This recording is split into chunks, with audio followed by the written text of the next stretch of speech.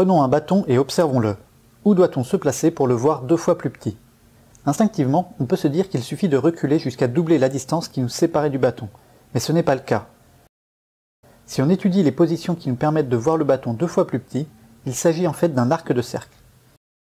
Ce que nous venons d'observer est le résultat d'un théorème bien connu au collège, il s'agit du théorème de l'angle au centre, qui affirme que l'angle au centre mesure le double d'un angle inscrit interceptant le même arc.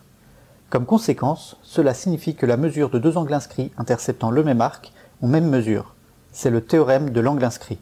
Ce théorème peut se révéler très utile pour se repérer.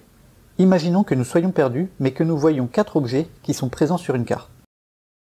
En mesurant l'angle entre les 2 premiers objets, on peut tracer l'arc de cercle formé par toutes les positions qui voient l'angle entre ces 2 objets avec la même mesure.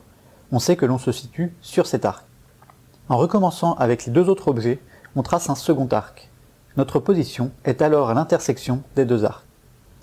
C'est cette technique que l'on utilisait dans la marine pour déterminer la position du navire.